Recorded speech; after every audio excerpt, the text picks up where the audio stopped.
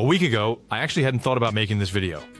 It's the year 2025, and I think someone should finally clarify this matter thoroughly.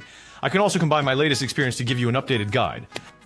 The thing is, some time ago a junior asked me how the MacBook Pro is. I said it's pretty good because I personally use this computer. He said he usually helps teachers edit videos and watches movies, that kind of neat. So I thought it was great, very suitable, go ahead and buy it. Then some time ago he sent me a message like this, he sold the Mac. I asked him why, and this is what he told me.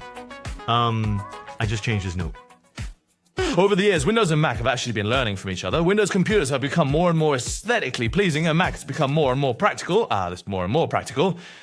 By the year 2025, I think I should combine the latest experiences to make a video guide discussing this important crossroads between Windows and Mac. How should we choose? What are their respective disadvantages and advantages? Recently, Patriot just released their new case, the new Shanshank. Where did I assemble a Black Pirate King case? Now at home, there are all kinds of Windows computers and Macs. Let's talk about their advantages and disadvantages. First, regarding the matter of the junior selling his computer, this brings up the first point. Resale value. Macs generally retain their value more than Windows computers. So even if you buy a Mac and try it for half a year and find it still doesn't suit you, selling the Mac won't lose you much money. If you asked me before if you could buy a Mac for gaming, I would show you this picture, but now it's the year 2025 and the reality is completely different from everyone's stereotypes. If you have followed my channel, you will notice that I have introduced using a Mac for gaming many times, whether it's transferring Windows games or the increasing number of native Mac games. I think the speed at which Mac gaming is catching up is very fast. Moreover, if we consider the screen, sound, cooling, and portability, I could even say that overall, the Mac is actually a great gaming laptop.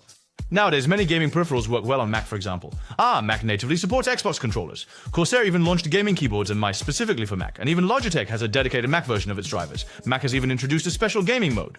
So, host, do you mean we can buy a Mac specifically for gaming? To be honest, it's still not very feasible. First of all, its cost effectiveness is not high. For example, this Mac I have cost $10,800, and its gaming keyboard and mouse are actually similar to a laptop with a 4060 that costs less than $10,000. So buying a Mac specifically for gaming is definitely not a cost-effective choice.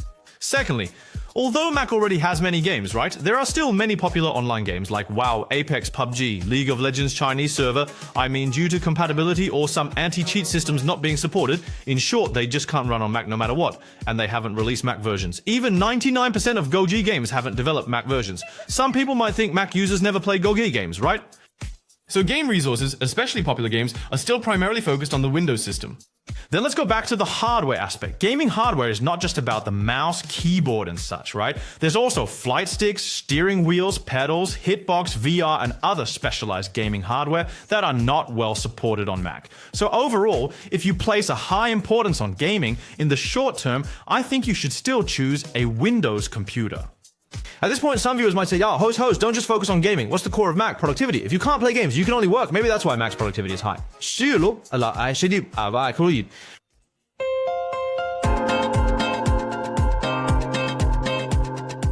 Let's first talk about the strongest video editing on Mac. First, the package needs a simple graphic design. Video editing performance is not only related to the CPU. There's also a more important thing called a video codec, which is responsible for decoding video data. The image on the screen, or take the edited video footage and then encode into a video file. And this video...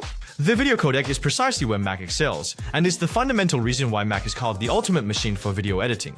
The video codec of the Mac series chips is very powerful. If you don't understand this chart, it's okay. You can directly look at its performance comparison with the latest video encoders from AMD and Nvidia, and the comparison of codec formats. It can be said that many independent graphics cards cannot decode and play video formats, but the codecs on Mac can support them. We can see that on the Nvidia side, the 50 series encoding and decoding is much stronger than before. So, there are two purchasing suggestions. If you want to edit videos, it's best to buy a Mac. If you really don't want to use a Mac and want to use Windows for video editing, then you can get an Nvidia graphics card from the 50 series. In short, for video editing, I absolutely recommend Mac. It feels like it was born for this, it's not just any codec. Yes, performance, it also has excellent speakers, and the screen's color is very accurate.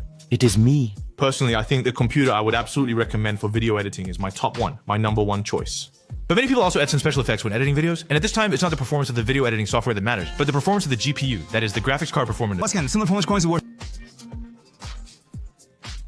Virtual production, scientific computing, and engineering simulation all fall under tasks with heavy GPU and graphics card loads. When faced with these tasks, I would recommend a Windows computer with a powerful dedicated graphics card. Because in terms of pure GPU performance, Mac is definitely not considered strong.